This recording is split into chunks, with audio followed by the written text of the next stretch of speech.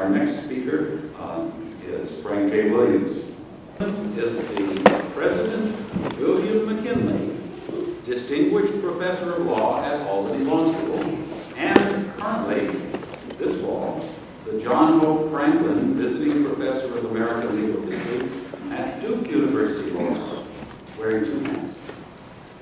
Paul's a specialist in American legal history, constitutional law, and race and the law. He's the author of more than 150 scholarly articles, more than 30 books. His op-eds and shorter pieces have appeared in the New York Times, the Washington Post, USA Today, and on the Huffington Post. He was recently named the 9th most cited legal historian, according to Ryan Clayton's law school rankings. He's an expert in constitutional history, constitutional law, freedom of religion, the law of slavery, civil liberties, and the American Civil War, and legal issues surrounding baseball. He has written, and we were meeting the other day at an office of a friend who was filled with Washington Nationals souvenirs. And so thank goodness this was scheduled properly to fit during when the games were out of town. He's written extensively on Thomas Jefferson and Abraham Lincoln. Professor Finkelman was the chief expert witness in the Alabama Ten Commandments monument case. And his scholarship on religious monuments in public spaces was cited by the Supreme Court in Van Orden versus Perry in 2005.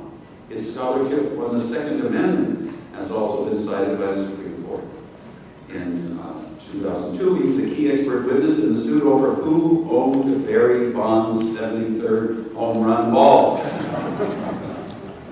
C-SPAN was on the Albany Law School campus in the fall of 2010 to take Professor Finkelman's 2-hour class on the Dred Scott case. The program aired nationally and is now part of C-SPAN's series on American history. He's also appeared on other C-SPAN programs like PBS and the History Channel. We welcome Professor Paul Finkelman to talk about the Emancipation Proclamation.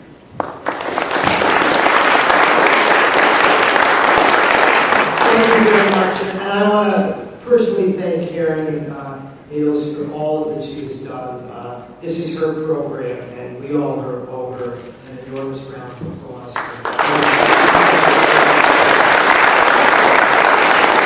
It's been a long time in the making.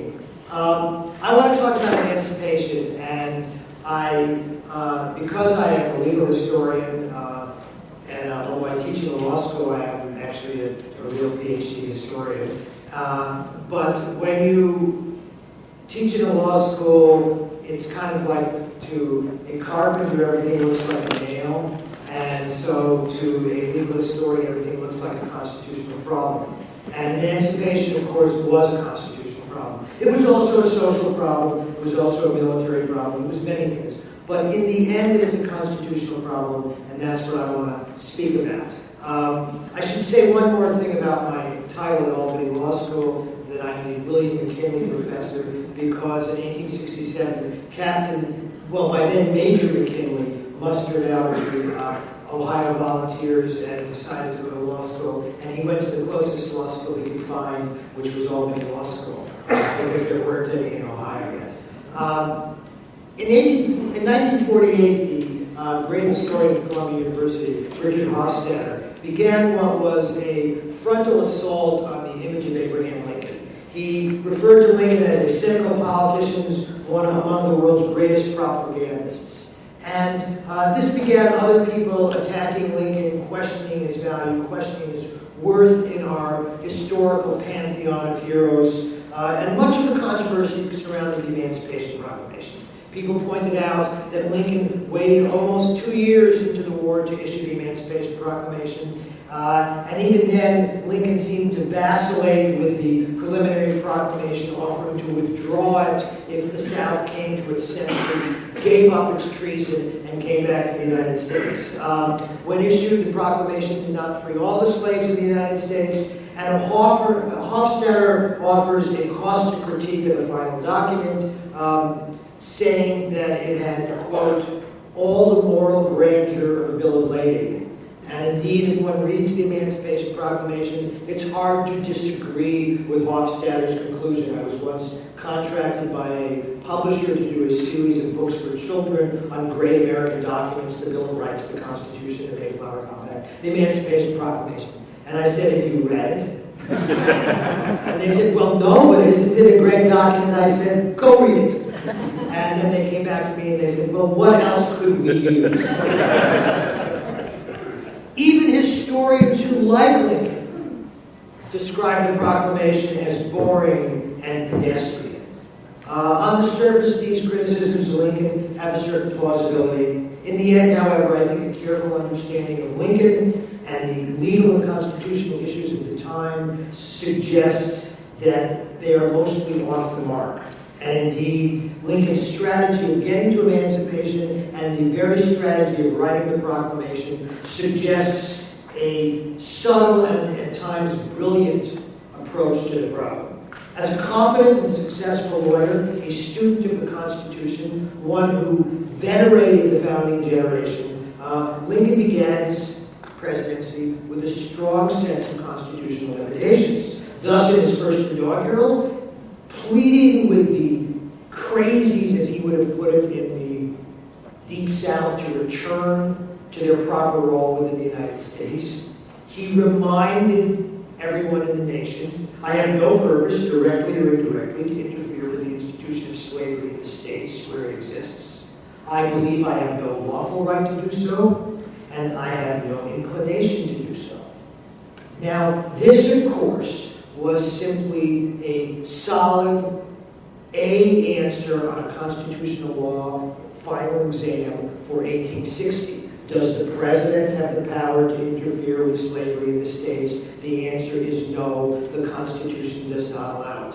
The Constitution created a government of limited powers. It reserved enormous powers to the states, including what were known as the general police powers of the states, the right of the states to control day-to-day life, child custody, divorce, marriage, property relationships, buying and selling real estate, basic criminal law, the status of human beings as free or not free, all belong to the states. As General Charles Cosworth Pinckney told the South Carolina legislature when it returned from the Constitutional Convention in 1787, we have a security that the general government can never emancipate them, for no such authority is granted. And it is admitted on all hands that the general government has no powers but what are expressly granted by the Constitution, and that all rights not expressed were reserved to the several states. Pinckney's analysis in 1787 would have been the exact same analysis in 1860 for anyone but a few oddball, weirdo constitutional outliers like Lysander Spooner. And so, when Lincoln says, I have no power to interfere with slavery where it exists, he is simply stating the obvious. When he says, I have no inclination to do so, he is simply stating the position of a former Whig turned Republican who believed that as President of the United States, you have to follow the Constitution. You can't ignore the Constitution merely because you don't not like what's in the Constitution.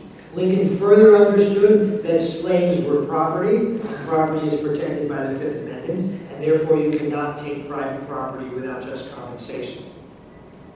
Thus, he understands I have no lawful right to interfere with slavery, and therefore he has no intention of doing so. But Lincoln chose his words carefully. His personal interests on slavery were clear. They had been clear since he entered the Illinois legislature in the 1830s. He hated slavery. He always believed, as he would say in a letter during the war, if slavery is not wrong, then nothing is wrong. But his personal desires could not overcome the constitutional realities of the age. Because he had no power to touch slavery where it existed, he had no inclination to do so. When circumstances would change, and Lincoln would discover he had power, so would his inclination. And so what I would like to do is discuss the journey that Lincoln makes from having no power, and therefore having no inclination, to discovering that he has power, and therefore to act on that power. From the moment the war began, Lincoln faced demands for emancipation. Early attempts at emancipation, such as John C. Fremont's vainglorious proclamation of ending slavery in Missouri, illustrate the complexity of the issue and the delicacy of achieving black freedom. Many abolitionists and many modern-day critics have bristled at the idea that achieving freedom could be delicate. They would say that it's really straightforward. Slavery was immoral, slavery was wrong, and therefore you should have ended slavery. It is the cause of the war. Everyone knows it's the cause of the war. And of course, in his second inaugural address in 1865, Lincoln will say, in 1861, all knew that somehow this was the cause of the war. But you didn't have to listen to Lincoln in 1865 to know that. All you had to do was listen to the Confederates in 1861. Because they say over and over again, we are seceding to protect slavery. If there's anyone here who still lives with the fantasy that secession was somehow about states' rights, cleanse your mind. Go read the South Carolina Declaration of the Causes of Secession. Go listen to Vice President Alexander Stephens of the Confederacy when he says that in the North they believe that black people are equal. And then he goes on to say, in the South we know that that is not true and that the cornerstone of our nation is the understanding of racial inequality and the understanding of the importance of slavery. Slavery and racism are indeed the cornerstone of the Confederacy, and they are the reasons for Confederate secession, for Southern secession, and creating this would-be new nation. Everybody understands that. But to understand it is not the same thing as to believe that you have the power to do something about it. Lincoln's first task, after all, is to preserve the Union. And so his first goal, when becoming president, is to try to get these 7 states back in the Union. And so he will do nothing that would threaten their most important institution. It is also worth remembering, of course, that after real estate, slaves are the most valuable form of privately owned property in the United States. All of the railroad tracks, all of the land owned by the railroad companies, all of the railroad trains are not equal to the value of the 4 million slaves in the United States in 1861. Slaves are worth more than any other kind of privately owned property except real estate. And that, of course, is a central issue in what is going on. For Lincoln, there are 4 prerequisites to get into emancipation. The first is to develop a constitutional and legal theory that allows the United States government to end slavery. Emancipation without such a theory would doubtless have been overturned by the Supreme Court. As we heard this morning, Chief Justice Taney is busy writing opinions for cases that have not yet come before him, and one of the opinions he is writing after 1863 is an opinion to declare the Emancipation Proclamation unconstitutional. Lincoln can give Taney no place to enter that argument. He has to have a solid legal and constitutional theory under which he can end slavery. The Supreme Court, of course, that Lincoln inherits, is a pro-slavery, Southern-dominated court. At the beginning of the war, every one of the 6 justices on the court is a pro-slavery Democrat. 5 of them, including Chief Justice Taney, were part of the Dred Scott majority. The 6th, Nathan Clifford, is a classic Northern doughface. A doughface, of course, is a Northern man with Southern principles. He's a doughface because his face is made of bread dough, and the Southerners could shape it into any grotesque image they choose. The court is full of those people, as well as Southern slave owners, pro-slavery apologists, led by Taney, a seething secessionist who, in fact, would like nothing better than to slap Lincoln down at every turn, especially on emancipation. Second, Lincoln needs to develop not only a coherent theory on how you get into slavery, but he needs to develop the political support to end slavery. Lincoln captures every northern state. He captures all the northern electoral votes except New Jersey's, which he splits with Douglas. But being the most popular man in the North doesn't mean that he has the full support of Northerners. Stephen Douglas runs fairly well in many places. There are many Northerners who either don't care about slavery. Douglas, of course, is the classic example. He does not care whether slavery is voted up or down. Lincoln does care. A majority of the voters in the North care, but many do not. So Lincoln has to have the knowledge that he has the political support of the North to end slavery, because after all, if he moves against slavery without political support, he will lose the next election and emancipation will be meaningless. Third, Lincoln needs to secure the loyalty of the 4 border slave states, Delaware, Maryland, Kentucky, and Missouri. Without them, he cannot hope to win the war. There are more than 2.5 million white people living in those states, and of course the white population is critical because that is the population that will provide soldiers for the Confederate Army. The border slave states would have also given the South 3 large cities that the South doesn't have. Baltimore, St. Louis, and Louisville are larger than every city in the Confederacy except New Orleans. So that when you think about those states seceding, you have to think about the industrial infrastructure of Baltimore or St. Louis or Louisville. You have to think about all of the advantages of having large cities, because the South, of course, doesn't have large cities. So that's important. And of course, you have to think of the strategy. What would it be like to have a Confederate army sitting on the southern bank of the Ohio River, a day's march from Columbus, Indianapolis, Springfield, able to reach Pittsburgh quickly? It would change the dynamics of the war. As we all know, early on in the war, a group of ministers go to Lincoln and say, if you free the slaves, you'll have God on your side. And Lincoln responds, I hope to have God on my side. I must have Kentucky. And of course, we know this to be true from a strategic sense. And Kentucky has 200,000 slaves in it. Kentucky is a slave state. Lincoln must keep Kentucky in the Union. Now, we do know that ultimately Kentucky does secede, but it's after Appomattox. And so if you go to Kentucky today, you would think that it was a Confederate state from all the Confederate flags and the politics of Kentucky. But in fact, it was only after Appomattox that Kentucky decides to join the Confederacy when it is safe to do so. This leads to the 4th prerequisite, which is Lincoln must actually have a sense that he's going to win the war.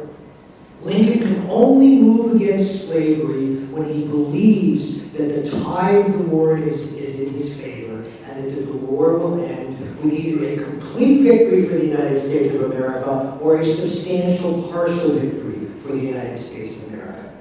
This analysis, I think, turns modern critiques of Lincoln on their head. Critics of Lincoln will say he only moves against slavery as a last desperate act of a president who's losing the war and must move against slavery. But if we look at the chronology of emancipation, and we look at all of Lincoln's statements leading up to emancipation, we reach an opposite conclusion, which is whenever people come to Lincoln and say, will you move against slavery, his response is invariably the same thing. I can only move against slavery if I can win the war. When the ministers from Chicago sent a long petition to Lincoln in September 1862, just about 150 years ago today, it takes place. And 3 of the ministers come to Lincoln and meet with him and give him this petition. What does he tell them? He tells them that I cannot move against slavery until I know I will win the war. Otherwise, I will be like the Pope who issued a bull against the comet. There is allegedly a medieval Pope that issues a papal bull ordering Halley's Comet not to come to the earth. And of course, the imagery is wonderful because here you have these evangelical Protestants who fully understand that popes were dumb and they hated them. So this is a great story. But the point of the story is Lincoln is telling them, I cannot move against slavery until I can enforce my will. Otherwise, I would be as foolish as this Pope. And he says to the ministers, I cannot even enforce the Constitution in South Carolina, in Georgia, in Mississippi, in the Deep South. How can I take slavery on? Now, in fact, of course, he's going to do this in another 4 or 5 days, but even he doesn't know that yet. The chronology of emancipation is quite different. Lincoln writes the preliminary proclamation over the summer of 1862, and he waits, of course, until there is a major victory at Antietam, and then announces the proclamation. And the victory at Antietam is the last piece of what was generally 9 or 10 months of substantial victories for the United States. And so when he issues the proclamation, he is not issuing the preliminary proclamation as a desperate man who thinks he's losing the war. On the contrary, he has just seen Bobby Lee's army decimated at Antietam. He's seen Bobby Lee running back to Virginia with his tail between his legs, leaving guns and cannon and horses and men on the battlefield that everyone in the United States knows the Confederates can never replace. And while military historians may argue was Antietam a victory or not, I've read so many of those dumb articles. The reality is that the South will never recover from what it loses in Antietam. Even though, of course, the war still has another 2.5 years of hard fighting. But Lee cannot replace what he loses in Antietam. And yes, Lincoln is disappointed because McClellan sits there and twiddles his thumb and doesn't do anything else. He might have stopped Lee right there, but nevertheless it's a victory. None of these 4 preconditions exist in 1861, but they emerge during the beginning of the summer of 1861 and coalesce by the end of the summer of 1862. Let us start with the first steps of emancipation, because the people who really are concerned about emancipation are not abolitionists. They are not northern politicians. They are black slaves in the South. And they understand from day one that this war is about us. They understand that the war is about slavery. And from day one, slaves run away to United States Army lines. Now, the United States Army is not a social welfare organization. It is not an organization that understands how to deal with people who are hungry, people who are in rags, people who are desperate. And initially, some Union commanders return runaway slaves. Some Union commanders don't. But quickly, very quickly, a policy emerges. And of course, the policy emerges just outside of Washington at Fortress Monroe, when the most important Union general in the Army, until Grant Sherman comes along, faces the completely surrealistic, absurd moment when a Confederate major approaches Fortress Monroe under a flag of truce and asks for the return of 3 fugitive slaves owned by his colonel under the Fugitive Slave Clause of the Constitution.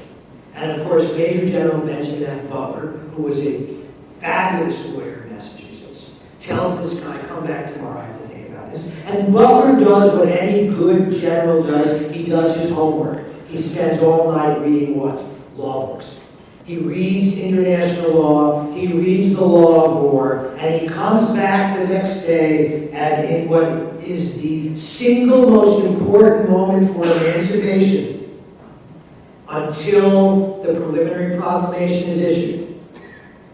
Butler tells Colonel M.B. Carey that the Fugitive Slave Clause does not affect a foreign country, as Virginia pretends to be. And she must reckon it one of the infelicities of her position, that insofar at least she has taken at her word. And then he tells Major Carey that these 3 fugitive slaves are contrabands of war, no different than cannon or horses or guns left on the battlefield, and they cannot be returned. He does, however, say that if Colonel Mallory, the man who would claim to own these people, would like to come to Fortress Monroe and swear an oath of allegiance to the United States of America, he would be happy to return his slaves. Colonel Mallory does not show up. The slaves remain in Fortress Monroe, and the United States has what is known as the contraband policy. And by the end of August, the contraband policy is being promulgated by Secretary of War Cameron and by letters from Major General Halleck, and the contraband policy becomes the first emancipation policy. Now, one of the things to think about is how happy Abraham Lincoln must be when he heard about Ben Butler. Because this is twice that Ben Butler has saved Lincoln. The first time is when Butler's troops are the first troops from the north to arrive to protect Washington. And they have to fight their way across Baltimore, and because people like Marion are trying to stop them from doing it, and they can't get the trains, and so Massachusetts men understand you don't need trains. We have boats in Massachusetts, and they commandeer boats, and they sail into Washington to protect the city. The second time is with the contraband theory, because now Lincoln has an answer, at least a preliminary answer to slavery. Slaves who escape are contrabands. And what happens is kind of a metaphysical process. Somebody begins as a slave, he runs to a U.S. Army camp. As he puts one foot into that camp, he or she becomes a contraband. When she brings her second foot into the camp, she becomes a free person, because the United States government doesn't own slaves the way it might own the horse or the cannon or the musket that's left on the battlefield. And then what happens to this person? Well, armies need laborers. And by the time the preliminary proclamation will be issued, there are probably close to 100,000 former slaves working for the United States Army, doing mostly non-combatant jobs: teamsters, cooks, burial crews, hospital workers, seamstresses, but also undoubtedly picking up weapons when they need to in fighting. And many of these slaves come in rags, and so they need clothing. And what clothing does the Army have to give them? Blue trousers and blue jackets. And so, in fact, well before emancipation begins, the United States Army has lots of people who look like soldiers but technically aren't, who are freeing up soldiers to go into battle. And these are former slaves. This is the beginning of the end of slavery.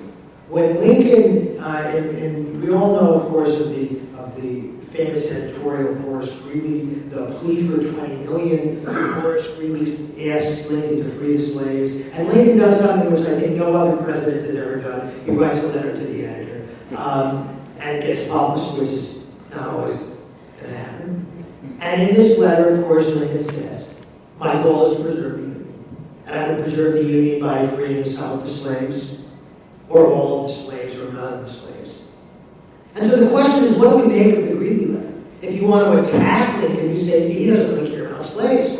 But there are two things we know about the Greeley letter. One is he's already drafted the preliminary proclamation, so he knows where he's going. The second thing is that we've already seen 100,000 slaves freed by the Army. So when he says, I would free none of the slaves, that's in fact not true. Because what is Lincoln doing? He's doing what he does from the summer of 61 to the fall of 62. He is trying to bring along those northern conservatives by planting the seeds in their little minds that slavery has to come to an end. They have to give up their racism. They have to accept black freedom.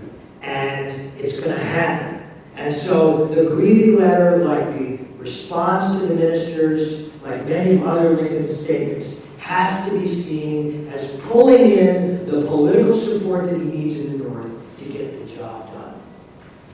Following the contraband policy, following Secretary of War Cameron's statement that the Army will now follow the contraband policy, Lincoln signs the First Confiscation Act, which allows for the emancipation of slaves. Congress, in other words, is beginning to weigh in on the side of getting the politicians in front of this.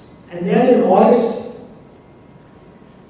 the the very end of August 1861, John C. Fremont, who was a disappointing presidential candidate from 1856, who somehow lives in this fantasy world that he will be the Republican nominee in 64, issues his order freeing the slaves in Missouri. Lincoln tells Fremont to withdraw the order. Fremont, not understanding the chain of command very well, refuses. And Lincoln says, well, I will countermand your order. And Fremont says you could do that, and Lincoln does that. And in the process of this, Lincoln gets lots of letters from people who tell him, you must stop Fremont. And why? Because otherwise we will lose Kentucky. One Kentucky Unionist tells Lincoln, there is not a day to lose in disavowing emancipation, or Kentucky is gone over the mill dam. Orville Browning, Lincoln's friend from Illinois, says, to lose Kentucky is to lose nearly the whole game. And Lincoln understands this. So you stop Fremont because it's politically unwise, but you also stop Fremont because what Fremont wants to do is unconstitutional. Missouri is part of the United States, and Lincoln has no constitutional authority to interfere with the police powers of the states within the United States, and therefore Fremont cannot free slaves in Missouri because Missouri is part of the United States. Lincoln is attacked by the abolitionist wing of the Republican Party, but he has a very long private talk with Charles Sumner, the most abolitionist of the Northern senators, and Sumner agrees to accept Lincoln's promise that he will move against slavery when he can, but he cannot do it now. Because, of course, Lincoln has other things he has to do, one of which is to understand that he's going to win the war. The other is to solidify his constitutional theory and to make sure that he has Northern support. Now, Lincoln tells Sumner he'll be able to act in 6 weeks. It will, of course, take much longer. But the first thing that happens is the change in the war. James McPherson points out that the first half of 1862 was one of the brightest periods of the war for the North. And in fact, it begins in late 61, when Admiral Samuel DuPont successfully seizes islands off the coast of South Carolina and creates a naval base at Port Royal. Once established, the United States has a beachhead in the Confederacy, deep in the Confederacy, in the center of secession. And the United States will never lose that beachhead. So we can start with DuPont taking the Sea Islands and see that this is the beginning of the shrinking of the Confederacy. The Confederacy will only get smaller. By the following April, the United States Navy has taken Roanoke Island. It has sealed every Atlantic port except Charleston and Wilmington, North Carolina. It has sealed almost all of the Gulf ports except places that the rebels still hold Savannah, but they can't do anything about it. Mobile is sealed, and eventually New Orleans is taken. The South is cut off mostly from the rest of the world. Most will have blockade runners, and of course what we know of blockade runners is they aren't very militarily useful because the blockade runners mostly bring luxury goods for the southern planter aristocracy that needs their luxury goods even though there is a war going on. In the West, meanwhile, the United States wins a series of crucial victories, starting, of course, with the obscure, unknown, forgotten Brigadier General named Grant, who takes Fort Donelson and Fort Henry in early 1862 and changes the nature of the war. Instead of a Confederate army possibly marching in and taking over Kentucky, you now have the reverse. You have the United States Army threatening Tennessee, and by the end of the spring, Nashville will have fallen, the first Confederate state capital, followed by Baton Rouge and later Little Rock. The Confederacy is crumbling in the West. By the spring of 1862, the entire Mississippi except Vicksburg will be under the control of the United States Navy and the United States Army. Later, of course, the victory at Shiloh, however bloody, will be yet another victory in the West. Meanwhile, Earl Van Dorn tries to march into Missouri out of Arkansas. He gets clobbered by a U.S. Army force that's half his size, and the likelihood that Missouri will go into the Confederacy has disappeared. Now Lincoln is beginning to get what he sees as a reasonable chance of winning the war. mostly security under South, and he has a political theory, a constitutional theory that he is developing on how to deal with slavery. It began with the contraband theory, and he's also getting political support from Congress. In April, Congress passed a joint resolution urging the loyal slave states to end slavery. Later that month, Congress ends the District of Columbia, slavery in the District of Columbia. This is the first time in the history of the United States that the National Congress has freed slaves. Is in 1862, when slavery is ended in the District of Columbia. Shortly thereafter, Congress ends slavery in the federal territories. At this point, in May 1862, General David Hunter issues an order in South Carolina freeing the slaves in his military district, Florida, Georgia, and South Carolina. He says that slavery is incompatible with a free country, and therefore he will end slavery. Now, President Lincoln countermands General Hunter's order. He doesn't do it as he did with Fremont on constitutional grounds, because Hunter is freeing the slaves in the Confederacy, where Lincoln now believes he has the power to free slaves.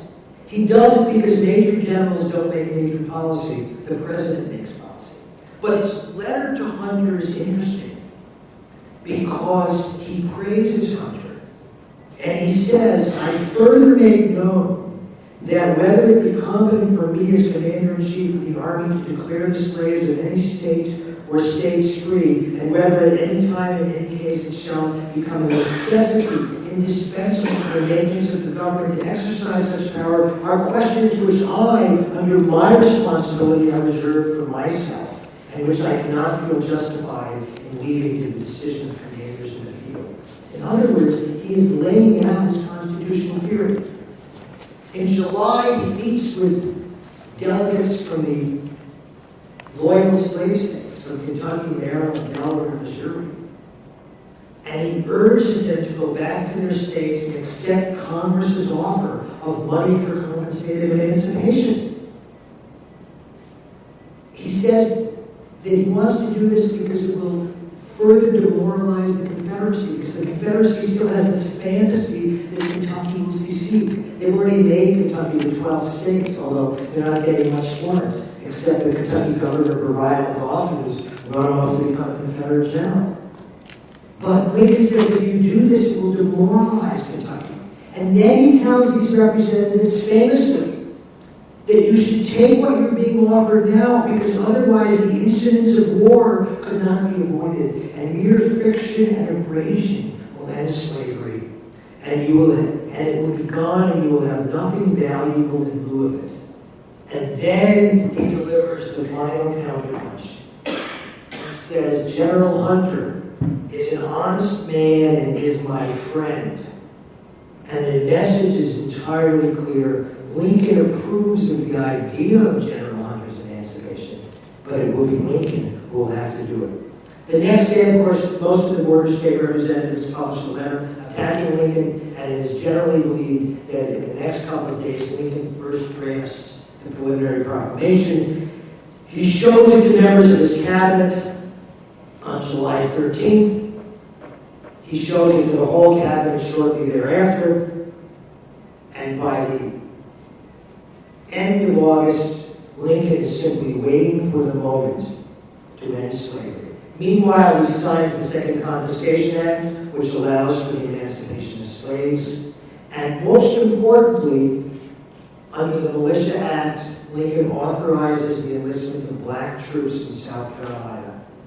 And this is crucial, because now Lincoln is moved to a point where you can be pretty sure the Confederate States will never come back peacefully.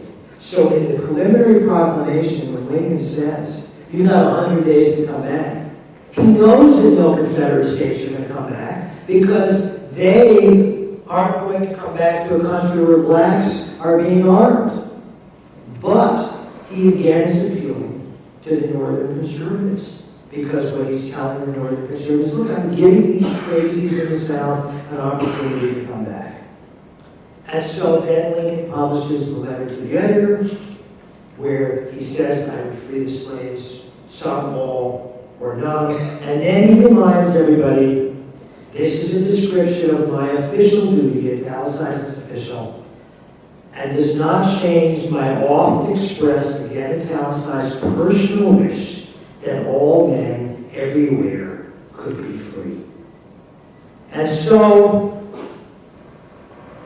on September 22nd, he issues the preliminary proclamation, following it up 100 days later by issuing the final proclamation where he authorizes, again, the massive enlistment of black troops. So if we turn back to Professor Hofstadter's statement, that it has all the moral grandeur of Bill of Lading, it turns out that Professor Hofstadter is absolutely right. The problem is Professor Hofstadter is a historian who did not understand the value of a bill of lading to a railroad lawyer. Because for a railroad lawyer, a bill of lading is the most important document day by day that railroad lawyers deal with. The bill of lading is the document which allows a New York shipper to box up a bunch of goods and ship them to Chicago and know that they're going to get there and they're going to be paid for it. The bill of lading is what makes commerce in antebellum America possible. One contemporary newspaper writer in Britain understands this. He says that Lincoln's most formidable decrees, which he hurls at the enemy and which will never lose their historic significance, resemble, as the author intends them to resemble, an ordinary summons sent by one lawyer to the next. That very perceptive newspaper man was Karl Marx. So in the end, when all the preconditions are met, the loyal slave states are secure, military victory looks likely, you have political support in place, and you have a legal and constitutional framework. If what Butler could do for 3 slaves, Lincoln could do for 3 million slaves, then you create a bill of lading. The delivery of goods. And what we should have to think about, what we should remember is that when late at night, when you're thumbing through the channels, you end up with Gone with the Wind, and you see the glorious destruction of Atlanta, and you see the glorious march of Sherman's army to the sea, and then up the coast of South Carolina. Keep in mind that Sherman's march to the sea is the greatest liberation of human beings in the history of the world until the Allies march on Berlin. And Sherman's army should be seen as in front of it, led by cherubims carrying a giant banner which says, "All people who come behind this army are free. A. Lincoln." And so in the end, it is a bill of lading for the delivery of liberty to 3 million Southern slaves. And it is the fulfillment of Lincoln's personal wish that all men everywhere could be free.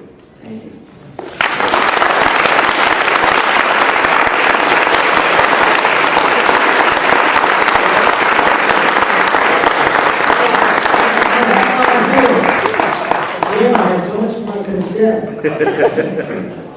What was Frederick Douglass's public view or private view of the emancipation at that time? Well, Douglass meets with Lincoln a couple of times, and he is enormously impressed when he meets with Lincoln. He says that I've never met a more honest man, and he disagrees with him. They have a tough discussion. But in the end, Douglass comes away understanding that Lincoln is his friend.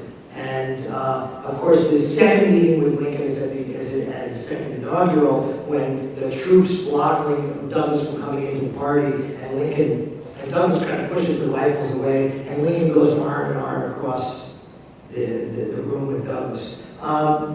Douglass says at the very beginning of the war that the backbone of the Confederacy is slavery, and slavery behind the war. Douglass's timetable, of course, is different than Lincoln's. But what I think Douglass gets from his first meeting with Lincoln is that it's a matter of a timetable. It's not a matter of views as to what you should do. And of course, what we see is an evolving Lincoln. He's evolving all the time. He's changing, he's moving, he's growing. And so I think Douglas understands it. Ultimately, of course, Douglas becomes a great supporter of Lincoln, remains a supporter of Lincoln until 10 years after his death.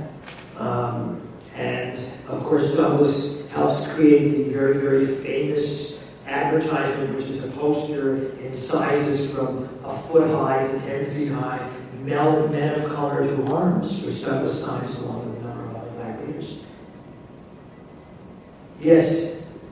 In your opinion, was the Emancipation Proclamation constitutional? Yeah. The answer is, was the Emancipation Proclamation constitutional? Yeah. It's an executive order issued by I, Abraham Lincoln, Commander-in-Chief of the Army and Navy of the United States in time of actual rebellion. It is an act of the military, necessary. And now here's the interesting thing.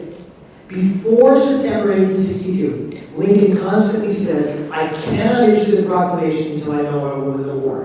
When he does issue the proclamation, he does this wonderful politically significant pirouette and says, I have to free the slaves to win the war.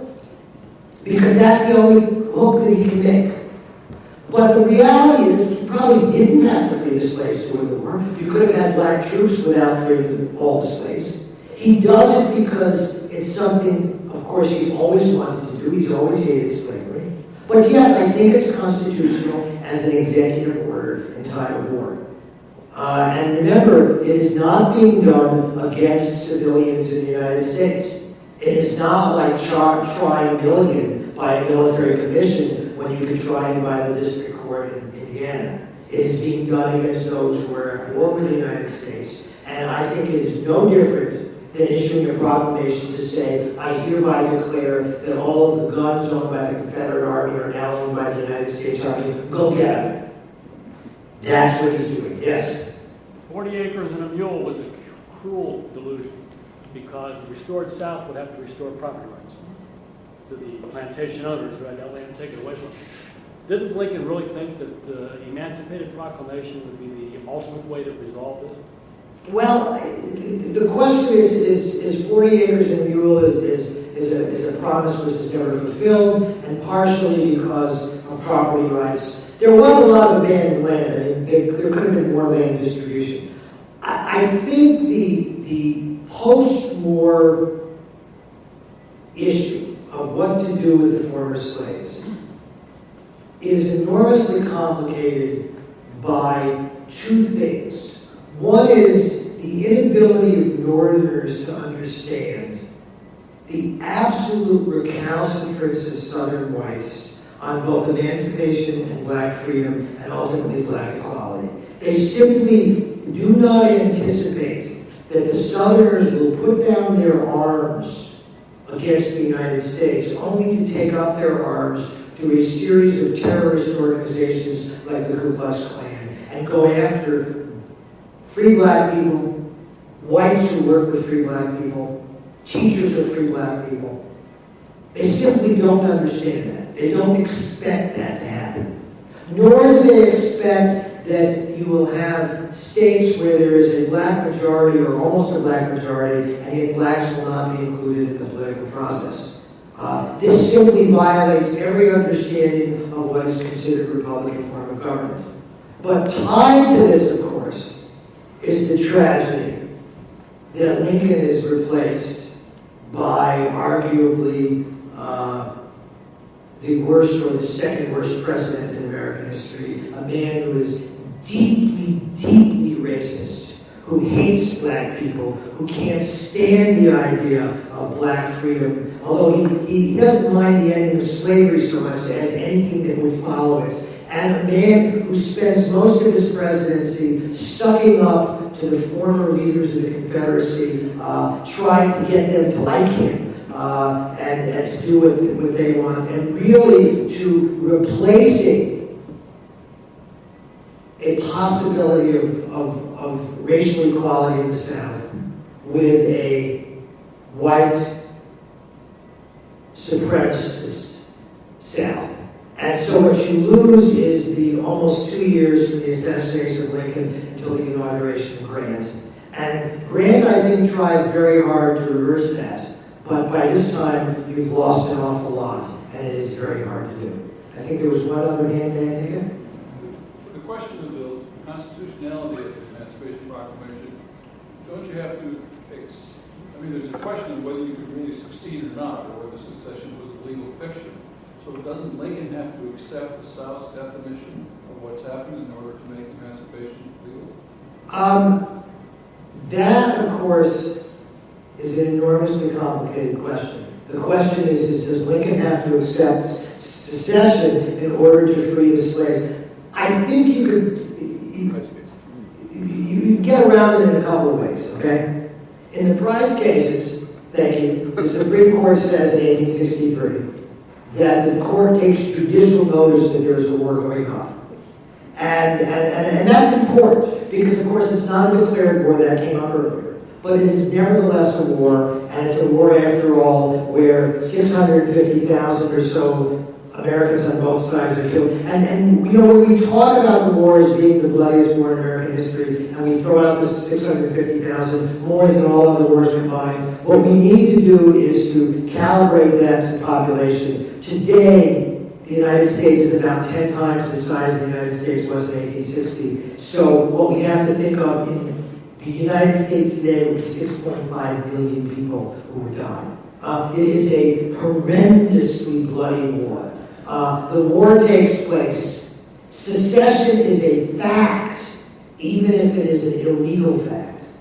And taking slaves away from those who are in rebellion against the United States, I think, is a legitimate act of the commander-in-chief in time of war. Now, he does not end slavery in the border states. He does not end slavery in Tennessee because he's accepting the legal fiction, which is pretty phony, that Tennessee is back in the Union, which is nonsense. He doesn't end slavery in parts of Louisiana and Virginia because they are under U.S. control. So he's very careful about what he's doing. He is only ending slavery where he is at war. Now again, and this is my last statement because I know the Damocles swords are coming at me. That's and whatever. Critics of Lincoln say he only ends slavery where he doesn't have the power to end slavery. But of course the reverse is true. He only ends slavery where he has the constitutional power to end slavery. And it is true that no slaves are freed at noon on January 1, 1863, when Lincoln signs the proclamation. However, later that afternoon, when some U.S. Army patrol goes 1 mile down the road and comes along a farm with a couple of slaves, the Emancipation Proclamation goes into effect. One way to think about the proclamation, and I will end it with this, is that you can imagine that the proclamation is kind of like your Aunt Mildred died and left you money. You don't get that money right away. You have to bury Aunt Mildred. You have to go to probate court. The will has to be dealt with. And eventually you will get your legacy. William Sherman and Ulysses Grant are the probate judges, bringing the legacy of 3 million Southern slaves.